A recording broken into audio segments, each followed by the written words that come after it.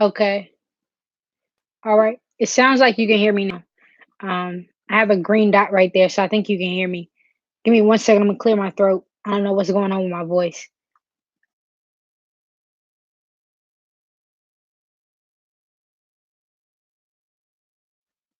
Okay. So welcome to Dope for Degrees Community Scholarship Chat. We do this every Sunday from 3 o'clock to 3:30 p.m. We have some technical difficulties today, so we started a little bit late. We started at 3:03 instead of 3 o'clock on the dot. I do apologize. If you see a wet spot on my shirt, it's because I just spilled some juice on my shirt and I was trying to get it off. I didn't have time to change my shirt, so I'm gonna lean forward. So hopefully that isn't in the frame. Today's topic of conversation, as always, is about scholarships on Dope for Degrees scholarship. Well, on Dope for Degrees YouTube channel, I give advice about being successful in college, academic success, winning scholarships, graduating debt free, personal and professional development. And so, this conversation, once again, is about helping students earn scholarships to go to college and graduate debt free. The purpose of us doing these YouTube chats is because I want to have conversations with the world really to help more students to get a better understanding of what students need to be successful to earn scholarships. I know what it took for me to earn more than $200,000 in scholarships to graduate debt free from Virginia Tech on May 17th of this year. And that journey was a very rigorous, thorough process. And my scholarship application experience essentially became a part time job. And so I know so many students need that information. So many students need to know what they can do to be successful, to graduate school with little to no debt. So this is an extension of my commitment to help serve those students and families. And this is one of the free products and services that we offer. My name is Danielle Jeffers. I'm the founder of Dope for Degrees LLC. Dope for Degrees is a scholarship coaching company where we teach students how to earn scholarships to go to college and graduate debt free. As I mentioned before, this YouTube live from 3 to 3:30 p.m. every Sunday had some technical difficulties a couple minutes before, so I had to reboot it. For some reason, you can join the conversation by leaving a comment in the chat box, and I will see your comment and I'll respond. Actually, TMH Global International, which is my mentor, Thomas Harrelson. I'm going to drop some content I did with him this week. We actually recorded two videos that I'm going to post on this YouTube channel. He just left a comment. He said, "Peace, Danielle. A2 is in the building and watching. Do what you do, sis." Love you, Mr. Thomas. Most definitely, I will. Attention's Assembly, A2, as he mentioned, they're in the building. They said, "Peace, Danielle. Peace, A2. Peace, TMH." Um, so I'm just going to leave a message. It's as simple as writing something in the chat box at any point if you have a question or comments about how you can earn scholarships to go to college and graduate debt free. You can just leave them in the chat. Until I see a question or a comment, I'm just going to come off the cuff. I'm going to provide updates on Dope Degrees, what we're doing behind the scenes. I'm going to provide updates on the growth of the company and then give some thoughts and ideas based on my experiences with clients and different people this week. Brittany said, "Peace, peace, Brittany." Um, so once again, feel free to drop a comment or question in the chat. So this week, today is August 11th, 2019. As you all know, if you don't know, let me introduce it to you. The 2019 In My Bag Tour is alive and well. We executed our Danville event of the tour on August 3rd, and on Saturday, August 17th, we'll be doing the second leg of the tour. Now, what is the In My Bag Tour? The In My Bag Tour is a back to school giveaway tour. It's a how do you say it? It's a joint effort between Dope for Degrees LLC and No More Interviews LLC. The co-founders of No More Interviews, Kevin Stevenson and Corey Hackett Green, are great friends of mine, and they're also entrepreneurs. But most importantly, they're Virginia Tech graduates. And so all three of us are Hokies. And we've collaborated to give back to our hometowns. We've made a commitment to give back to our hometowns. And so we're starting by distributing 500 pre-packed book bags filled with school supplies and 200 teacher appreciation gifts between my hometown of Danville, Virginia, and Corey's hometown of Philadelphia, Pennsylvania. And so, as I said, we executed the Danville event on August 3rd from 12 o'clock to 2 o'clock p.m. at the Boys and Girls Club. which is very special to me. You can check out Dope for Degrees YouTube channel for some content related to the In My Bag tour. I have some videos that are in my queue to drop this week to give you more of a behind the scenes look at what it took for us to execute those events, because we were up until 3 a.m. 3 nights, like consecutively, the 3 nights leading up until the day of, packing the book bags ourselves, packing the teacher appreciation gifts ourselves, getting the snacks, boots on the ground, as Free said. What's up, no sellout? What's up, Free? Hashtag go Hokies. I love it. Um, but we were really boots on the ground, busting our tails to make sure we gave back to our hometowns. And I like that, no sellout. I like that. I see the Hokie birds. Um, but it took a lot. And we are 20 something year olds. I'm 22. Corey is 25 and Kevin is 23. Corey graduated with his Bachelor of Arts in Economics from Virginia Tech in 2017.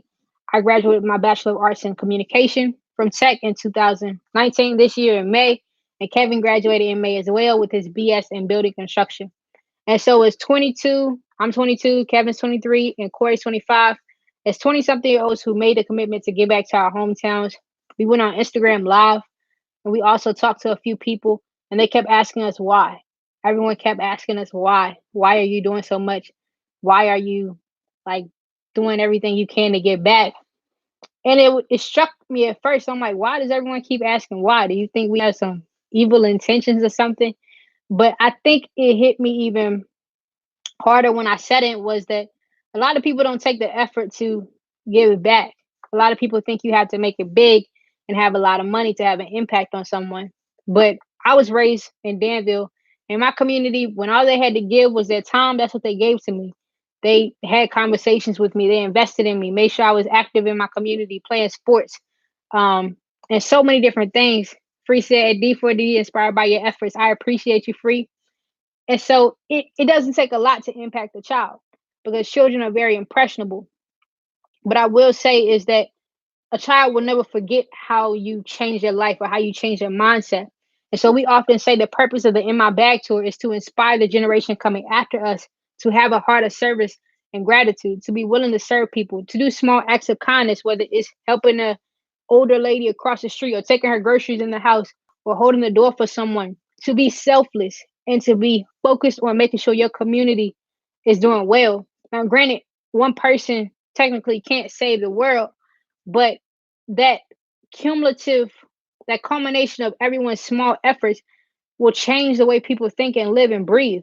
If I know I can walk out of the door and somebody's going to be kind to me instead of complaining about things as they are or throwing dirt on someone, then I'm more apt to reciprocate their efforts in kindness and gratitude and generosity. But if I'm living in a society that's mentally depressing, or that's full of filthy thoughts and just negativity and no light, no positivity, then I'm more apt to just follow suit with what I see. And so who knows what will happen as a result of us giving back to our hometowns? I don't know, but I can tell y'all right now, we started coordinating this effort in April. I'm gonna respond to Free. Thank you, Free. I appreciate you. I'm inspired by you too, more than you know. We started coordinating this effort in April. And at the top of 2019, I knew Kevin. Kevin and I, we used to study in the library up until 3 a.m., sometimes building our businesses. Kevin is the founder of K3 Marketing and Media Group, which is a company that he founded, that he has independent contractors on, who they photograph weddings, they photograph um, graduation shoots, they do photography, videography. They've done some work for me. He shot my book cover. So when my book drops this year, the cover, the photo on that cover is shot by Kevin Stevenson. And so I'm going to drop some links once I finish this segment related to our efforts. Let me drop them now. But we were studying up, we were up until 3 a.m. studying, building our businesses, because if you're a college student, you know, you spend the majority of the actual day doing your schoolwork. And then we made a commitment to stay up even longer to build our companies. And so you're talking about no sleep, running off steam. But what I've learned is that when you're working under purpose and favor and grace, what seems hard and impossible to some people is natural to you. And so it takes a commitment. You just really have to make a commitment to manifesting your success, a commitment to seeing what you want to see in everything you do, to to seeing your hard work paid off. And the way we felt when we saw that Danville event come to life, more than 200 people came to our event. If you haven't seen the photos from the event, let me drop that link in the chat as well. I just dropped the In My Bag Tour official website link. You can make a donation if you would like to help us support us as we get back to our hometowns. But to see the smile on those kids' faces, Kevin and Corey, we're actually in Philadelphia today. We had a meeting with a partner, and I'm going to announce this too. We are going to announce it with a video later this year, but I mean, later today or tomorrow. We haven't decided yet. But we met with someone who wants to partner with us to give away book bags and school supplies to our hometowns. It's a nonprofit organization in Philadelphia called Faith in God Family Restoration Corporation, FIG for short. And they told us today that they're going to donate 200 book bags filled with school supplies, 200 book bags filled with school supplies to the Philadelphia event, which is 6 days away. It's on Saturday. We made a commitment to give away 250 book bags filled with school supplies. They're donating 200. And we have some left over from the Danville event because not enough people showed up for us to give them all away. And so the book bags are taken care of. Then we just have to fix up the rest of the teacher appreciation gifts, and we're done as far as fulfilling our commitment. But the work is just beginning because, like I said, I knew Kevin, but Corey, I didn't meet Corey until we did the photo shoot for the In My Bag Tour itself in June of this year. So we were talking on the phone. We met through Twitter. I DM Corey because he was liking all my stuff and reposting it and retweeting it. And I was like, who are you? Like, who are you? And we had a conversation. By the end of April, we were like, let's make a commitment to give back between our two companies. Boom. I meet him in person for the first time in June. We are already halfway through planning this tour, and we were having conversations almost every day. And so it's just been the steam's been rolling. The ball's been going. Dane is the best. Said hello. Hey, Dane, how are you? Hope you're doing well. But as I said, this is a community scholarship chat. The reason why it's called a community scholarship chat because anyone from the community, aka the world, can join this live YouTube and leave a comment or a question about scholarships. When you leave a comment or a question, I'll divert from going off the cuff and address your concern. But until anyone does that, I'm gonna come off the cuff and do that. TMH said, "That's what's up. Congrats on the partnerships." Thanks, TMH. I appreciate that. And we were having a conversation today. I drove up from Virginia. The meeting was at 12. I got stuck in what we can do in the future together. And they're already boots on the ground. They're already going to these families and serving them and meeting their immediate needs. And we've made a commitment between Kevin, Corey, and myself to the youth. We made a commitment to the youth and listening to the way they spoke about the importance of helping serve families, especially those who live below the poverty line. It hit me. I said, how are we going to break the cycle? Because I understand it's good to help those adults who are struggling. It's good to help them make sure they can keep things afloat, to help decrease the amount of stress in the household so that everyone can be productive and successful. Because you can't deny the importance of being able to think with a clear mind. And it's hard to do that when your bills are behind or when you don't have food on the table to eat or you don't know where your kids' school supplies is coming from. That's hard to focus when you're trying to figure out your basic needs. It's like the Maslow's hierarchy.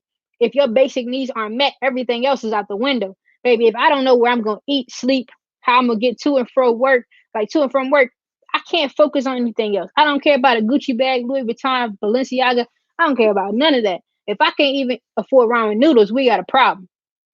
And so you're addressing those parents to help them thrive and survive because they're in survival mode. And when you're in survival mode, you can't thrive because you're just trying to do whatever you can to make sure you keep your head above water. And so I said, well, I don't want this to be like this forever.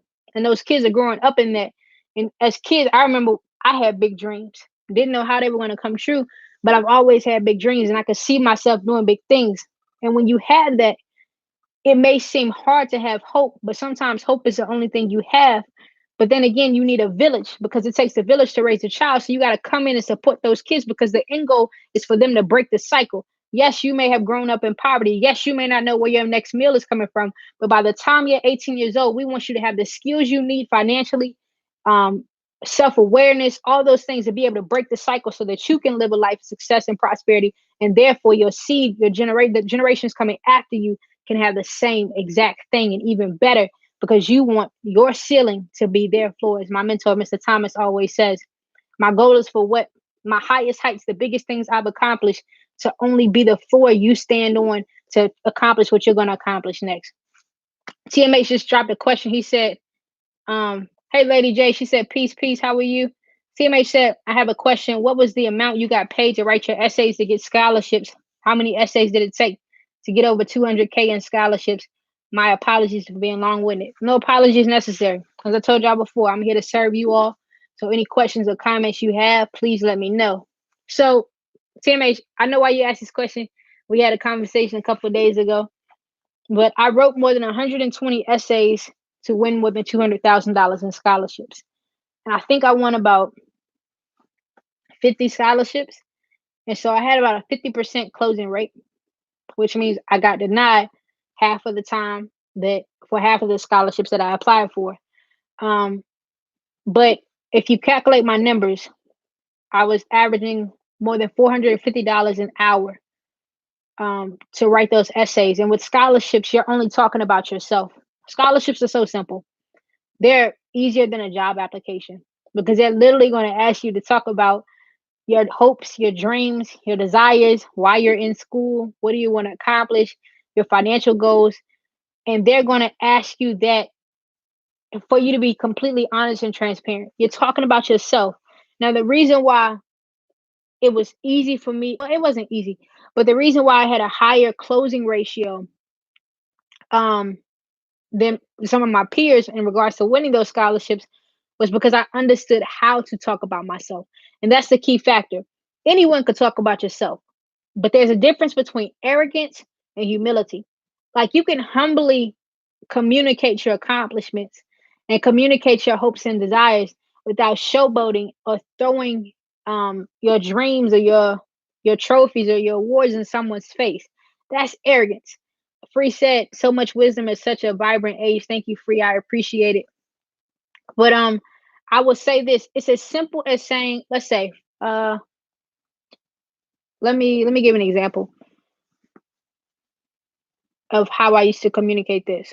I remember one of my scholarship essays asking me, why is academics why are academics so important to you, and what's been your biggest academic accomplishment to date? And I think I definitely wrote this essay when I was a high school senior. But I remember winning the highest GPA award in middle school.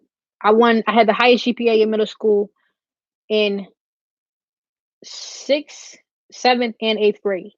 I won it all 3 years, if I remember correctly. And the last year I won it, I won a laptop for having the highest GPA. I got to high school and I was in the top 10% of my class. I knew that. I put in the work. So it was only seeing the fruits of my labor, studying and making sure I was doing well in school. But my biggest academic accomplishment to date was having that high GPA despite all of the issues that were going on in my household.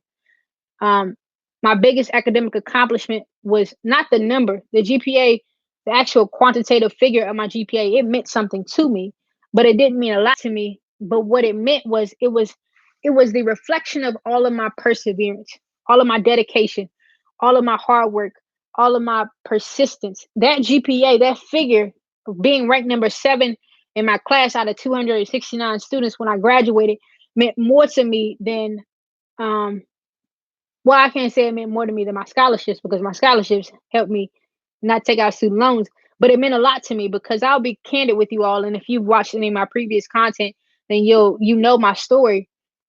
Free said you can say that again. Proud of you. Thank you, Free. But I feel like I'm getting ready to cry because this is such a sensitive topic for me. Um, I was I was very adamant about playing Division 1 basketball at a young age.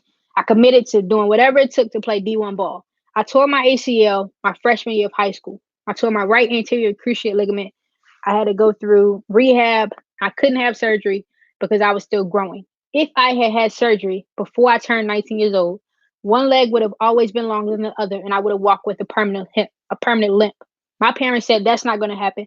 So you're going to put ball down, and you're going to focus on school, and you're going to recover from your injury. I said, okay, I'll focus on school. I recovered from my injury, but I was determined not to put basketball down because I'd already put in too much time and work to just let it slip through my fingers.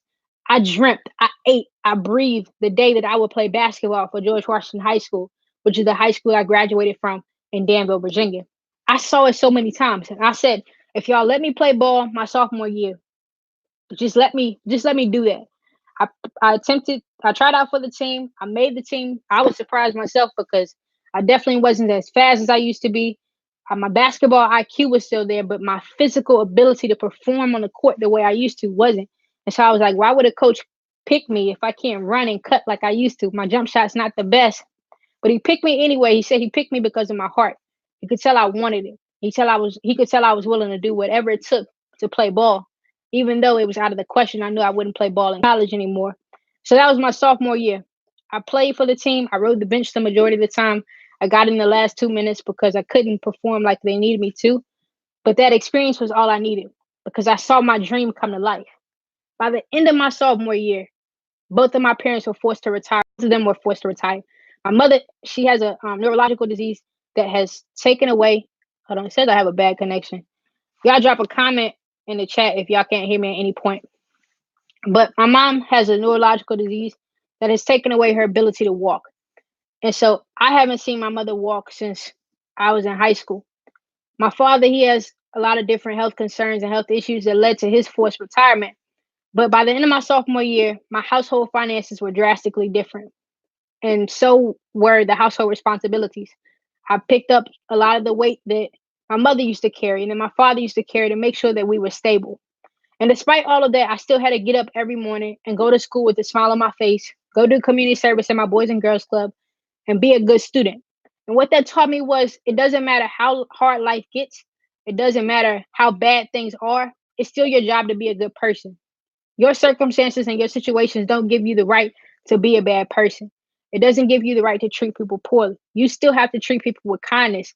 Yeah, it's hard to do it because you have a mentally you may be drained, and physically that could lead to being physically drained, not having the energy or the desire to do things, but you still have to positively impact the world no matter how hard things get. um and so I did that. By the end of my sophomore year as well, I received a letter to go to governor's school because of my GPA. Because my GPA was so high, I was able to go to governor's school and take dual enrollment courses, which are courses offered by a local community college that allow you to take those courses for free while you're taking your high school classes. And sometimes you can earn enough credits to earn your associates at the same time you earn your high school diploma. I think I was like between 6 and 11 credits short of getting my associates when I was in high school. But I graduated with more than 49 credits. Yeah, I was 11. I graduated with 49 credits to go to college, which essentially allowed me to go to Virginia Tech in the fall of 2015 with sophomore standing, based on the credits I earned. And so that experience of having to do well in school, despite having to physically take care of my mother, because I think the middle point of my junior year, I was physically putting my mother in the bed, lifting her legs to put her in the bed because she couldn't do it herself. And the disease had affected her so badly. That experience humbled me, and I still had to focus. And so when people ask me, why do you do so much? How do you accomplish so much, such and such and such? It's the way I'm built. Because when my parents got sick, I didn't have time to process my emotions and my feelings. My only choice was to execute. I think God places people in certain situations and certain circumstances to mold them into the person He's called them to be. And you'll figure out why everything's done the way it's done later on. Like I look back at my life now and I see why I'm so driven and I'm so focused because that period of life for me, my high school years, my only choice was to keep going. I couldn't stop and quit because my parents needed me more. Our community needed me. I was a mentor in my Boys and Girls Club. I was still trying to finish high school. So I had to adapt. It's it's not easy. And being able to express myself through my essays and being able to tell that story was therapy for me. It was healing. It allowed me to heal and become a better person because I can keep everything in. I can internalize things and just not express them to people because that's the way I've known how to do it since I was a kid.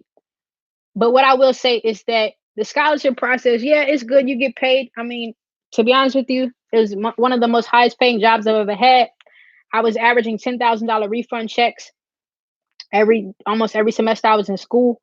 I think it was $8 to $10,000, and so I essentially got paid to go to school, and I got paid because I applied for those scholarships and I wrote the essays and I talked about myself. Um, but I talked about myself in a way that would demonstrate to the scholarship provider that if you give me this money, your investment, I will give you a return on your investment. I promise every scholarship provider, I think toward the end of my essays, if you invest in me, I promise you, you'll see a return on your investment. I can't tell you exactly what that will be, but I will do the best. I will do everything within my will and power to give back to others. Like, I'll make that commitment to you because that process taught me that it's better to give than it is to receive. Like, I didn't have the money, my parents didn't have the money, my family didn't have the money, but people who are willing to make investments in the youth, they changed my life. And yeah, here come the tears because, like, I don't know. A lot of kids get stuck at the point that you have to write the essays, but that's the easy part because going into hundreds of thousands of dollars in student loan debt or $30,000 in student loan debt, that's the hard part. That affects your ability to take care of yourself, take care of your future family. That affects your bloodline. That affects generational wealth. That affects so many things. So writing essays, that's the easy part. I write the essays and get the rejection letters if that means I can have a positive net worth. If that means I can get back to my hometown. If that means I can invest in others, like, I'll bite the bullet because at the end of the day, writing those essays is going to make you a better communicator, a better writer, a better storyteller. It's worth it. You just got to be willing to sacrifice up front because you can't reap something if you haven't sown anything. So if you haven't put your time and energy and effort into the scholarship process, you won't see anything from it. And so I don't know. I forgot even how I got on that topic, but I'm gonna check the chat. Free said, "Proud of you. Everything happens for a reason. Truly, yes, it does." Copper India said, "Perseverance is key. It is inspiring to see what is possible with this level of motivation and focus." My sister said, "You're amazing. I love you, sister." Thank you to everyone for the positive words, the kind words, words of affirmation. I appreciate them. But I will say, um, nothing is too hard for you. To the students, parents, everyone watching, like, nothing is too hard for you. You can accomplish whatever you want to accomplish because you can see it up here. That's the first step, is being able to see it up here. If you can see it up here, it's already yours. It's already manifested itself mentally. You just got to bring it to life so you can tangibly see it. Like the back to school giveaway, we've seen it in our heads so many times that the only thing between us, the vision we've seen in our heads, and us seeing it with our natural eyes is work, it's effort, it's labor, it's fundraising, it's videos, it's content, it's getting on TV and telling a story. Shout out to the Quincy Harris Show for having us and allowing us to do our Q appreciation segment on the Quincy Harris Show. I'm gonna do my best to get that footage up to you all for everyone who wasn't able to see it live on TV. But they're the only late night local TV show in Philadelphia, Pennsylvania. They allowed us to promote the In My Bag tour on the show or Fox 29. So huge shout out to them and thank you to them. But literally, we saw ourselves giving back to our hometowns, and we didn't have a dime between us to give to anyone. Like, I just moved from where I'm from, Danville, Virginia. I went to school in Blacksburg, Virginia. I just moved from Blacksburg to Woodbridge, Virginia, which is in Northern Virginia, where the cost of living is outrageous. And I spent every dollar I had, from graduation money to all the money I saved up, to get to Northern Virginia. And by the time I got to Northern Virginia, I had $10 to my name. And we raised more than $8,000 in a month. And we didn't have a dime to give. We just gave our time. We just shared our story and we just shared our mission. To everyone who supported us, to everyone who shared, to everyone who's reposted, commented, partnered with us, sponsored us, made $3,000, $30, $3, $10, $50, $500 donations, whatever. Like, I just want to say thank you from the bottom of my heart, from Kevin and Corey's heart. I know they're grateful. All of us are grateful. And we've made a commitment to get back. And so next year, in 2020, when we go on the In My Bag tour again in the summer, because we are intentionally doing it when the kids are out of school, so we can get the kids right before they go back to school to help them start the next school year in excellence. Um, who knows where we'll go? We made a commitment to go back to Danville, to go back to Philly. Kev wants to bring it to the town he was raised in, which is Brunswick, Virginia. And so we're doing 2 cities in Virginia, 1 city in, well, we're doing Philadelphia. And right now we're on the verge, but this is very early, nothing's confirmed, of confirming a spot in Miami. So we could be going to 3 states next year: Virginia, Pennsylvania, and Florida instead of 2. But who knows? I don't know. Everything's going well. I'm grateful for the opportunity to be of service to so many people and just allow God to use me the way He wants to use me. And I'm not putting any limits on the way God wants to use me. Whatever He wants to do, I'm a vessel.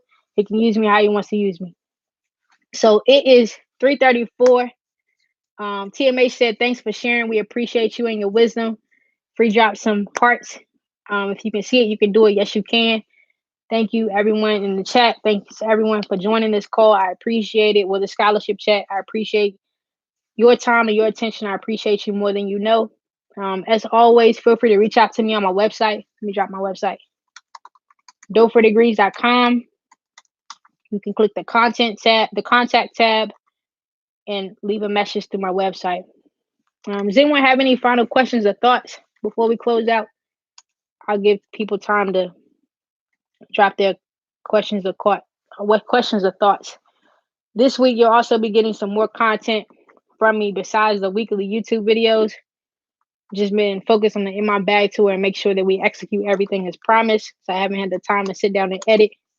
Been driving back and forth between Virginia and Pennsylvania, but just grateful to be of service. So I will get back to dropping some more videos this week. Feel free to subscribe to Dope for Degrees YouTube channel for notifications of when we post. Appreciate Danny Bell, Kevin, Corey, continue being catalysts for change, next 7 generations. TMH said, "What's the first video a student should watch if they want to know where to start?" That's a great question, TMH. Thank you. I forgot to mention that earlier.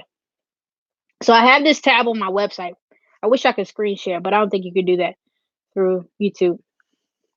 It's called Scholarships. And I created a series that's called Quick Steps to Graduate Debt Free for students who want to go to college and graduate debt free. And that series is 3 videos. And then I've included some links to some scholarship databases you can use to begin to find scholarships and begin to apply for them. The first video you should watch is the first video in that series, Quick Steps to Graduate Debt Free.